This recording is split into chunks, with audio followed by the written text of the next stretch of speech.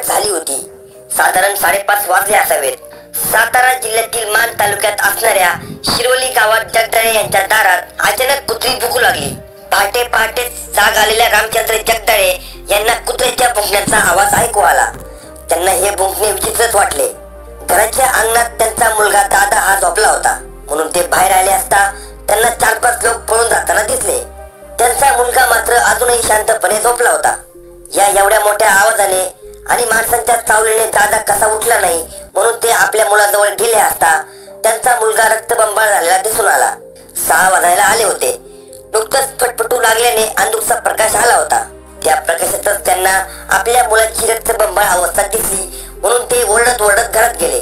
अगं ये आपलं पोरग कुणीतरी मारलं ग, असे म्हणत आपल्या बायकोला व मुलीला त्यांनी उठवले. रामचंद्र यांच्या ओरडण्याने त्यांची झोप उडाली आणि ते बाहेर आले. पोरग रक्तबंबाळ झाले हे ऐकू येताच ते बाहेर अंगणात आले. पण अंधुकच्या प्रकाशात नेमकं काय झालंय हे समजून न आल्याने त्यांनी बाहेरचा लाईट लावण्याचा प्रयत्न केला, पण तो बल्बही त्या ठिकाणी नव्हता. तो कुणीतरी बाजूला काढून ठेवला होता. दादा जगदाळे जवळ असलेला मोबाईलही मिळून आला नाही. एकंदरीत ते 4-5 लोक पळत जाताना रामचंद्र जगदाळे यांना दिसले होते. ते 4-5 गडी बहुतेक दरोडा टाकण्यासाठी आले असावेत. त्यासाठी त्यांनी बल्ब काढून बाजूला ठेवला असावा. तसेच दादा जगदाळे याचा मोबाईल त्यांनीच पळवला असावा. पण कुत्र्याच्या भुंकण्याने आणि दार उघडून रामचंद्र जगदाळे हे बाहेर आल्याची चाहूल लागल्याने त्या लोकांनी तिथून पळ काढला असावा असा अंदाज रामचंद्र जगदाळे यांनी काढला. पण यामध्ये त्यांचा मुलगा मात्र हाकनाक मारला गेला होता.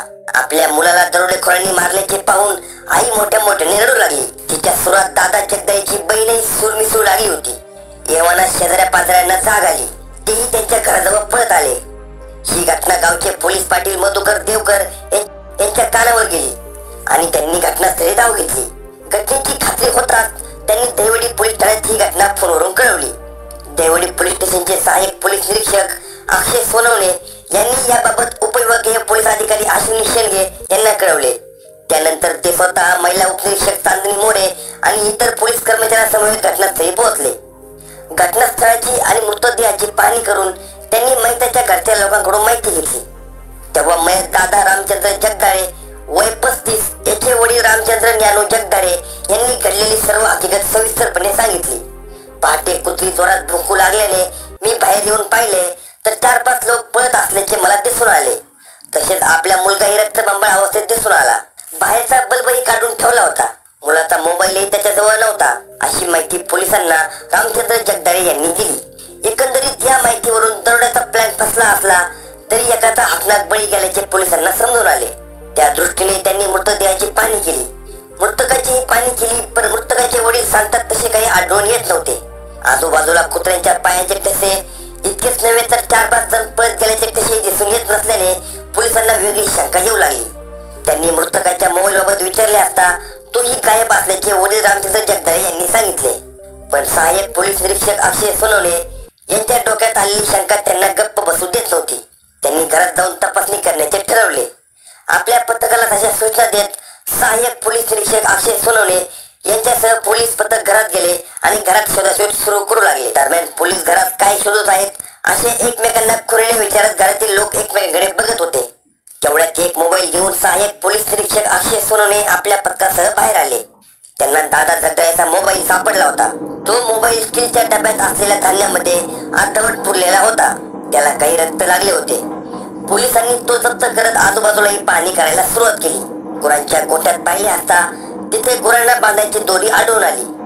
तिच्यावरही रक्ताचे डाग दिसून आल्याने त्यांनी दोरीही जप्त केली. त्यानंतर सहाय्यक पोलीस निरीक्षक अक्षय सोनवणे हे जगदाळे कुटुंबियाकडे वळले. नेमकं काय झालं होतं हे तुम्ही सांगा आणि जे काही घडलं तेच सांगा, बनवाबनवी करू नका.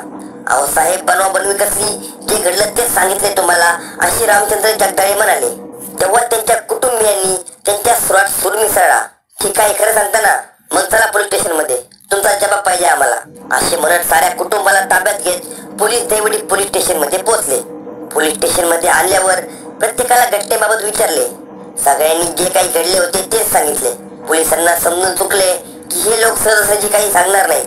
मग त्यांनी आपले कौशल्य वापरायला सुरुवात केली आणि थोड्याच वेळात जगदाळे कुटुंबाने आपला गुन्हा कबूल केला. आपल्या मुलाला मारण्याचा निर्णय जगदाळे कुटुंबाने का घेतला होता, अशी काय मजबुरी होती की त्यांनी मुलाला झोपेत असतानाच मारले. याविषयी जगदाळे कुटुंबाने पुढील प्रमाणे सारी हकीकत कथन केली. रामचंद्र जगदाळे यांना एकूण 3 अपत्ये होती. त्यापैकी 2 मुले आणि 1 मुलगी. मुलीचे लग्न झाले असून त्यांच्या थोरल्या मुलाचेही लग्न झाले होते. थोरल्या मुलाला 1 मुलगाही आहे. काही वर्षापूर्वी थोरला मुलगा मरण पावला होता. आता घरात वंशाचा दिवा म्हणून दादाकडे पाहिले जात होते, पण तो वंशाचा दिवा न होता अंधार बनून आला होता. दादा जगदाळे याला दारूचे व्यसन लागले होते. दिवसभर तो दारूच्या नशेत राहत असे. दारूच्या नशेत आपल्या आई वडिलांना शिवीगाळ करणे, मारहाण करणे इतकेच नव्हे तर दारूसाठी त्यांच्याकडे वारंवार पैसे मागणे आणि त्यासाठी घरच्या लोकांना त्रास देण्याचे तो काम करत होता. आपल्या आई वडिलांचा सांभाळ करण्याऐवजी तो आई वडिलांना शिव्या देणे, मारहाण करणे हे प्रकार करत असल्याने रामचंद्र जगदाळे आणि त्यांची पत्नी कुसुम हे दोघेही वैतागले होते. इतकेच नव्हे तर त्याची आपल्या वहिनीवर वाईट नजर होती. तिच्या चारित्र्यावर संशय घेऊन तिलाही तो शिवीगाळ करत होता. तो तिला आणि तिच्या मुलाला मारून टाकण्याची धमकी देत होता. दादा जगदाळे याच्या या वागण्याला सारे कुटुंब वैतागले होते. शिरवली गावची जत्रा जवळ आल्याने रामचंद्र जगदाळे यांची मुलगी शैला सचिन जाधव माहेरी आली होती. तिच्या भावाचे कारनामे तिला माहीतच होते. त्यावेळी सगळ्यांनी संगनमताने एक कट रचला. दादा जगदाळेचा त्रास कायमचा संपून टाकायचा असे त्यांनी ठरवले. या कटामध्ये त्यांनी मोठ्या मुलाच्या अल्पवयीन मुलालाही सामील करून घेतले. रात्री दारूच्या नशेत दादा जगदाळे जागण्यात झोपला होता. त्याला गाढ झोप लागल्याचे पाहून एक दगड त्याच्या डोक्यात घातला, पण त्यानंतरही दादा जगदाळे जिवंतच होता. त्याला रक्त येण्या इतपत जखम झाली होती. त्या अवस्थेत तो प्रत्येकाला करू लागल्याने त्यांनी त्याचे हातपाय धरून ठेवले आणि जनावराला बांधायच्या दोरीने त्याचा गळा आवळला. त्यात तो मरण पावला. अवघ्या 2 तासातच पोलिसांनी घटनेचा उलगडा केला. दैवडी पोलीस ठाण्यात दादा रामचंद्र जगदाळे यांच्या मृत्यू प्रकरणी कलम 302 नुसार गुन्हा नोंद करण्यात आला. आरोपी वडील रामचंद्र ज्ञानू जगदाळे, आई कुसुम रामचंद्र जगदाळे, बहीण शैला सचिन जाधव तसेच मैताच्या अल्पवयीन पुतण्या यांच्या विरुद्ध गुन्हा नोंदवण्यात आला आहे.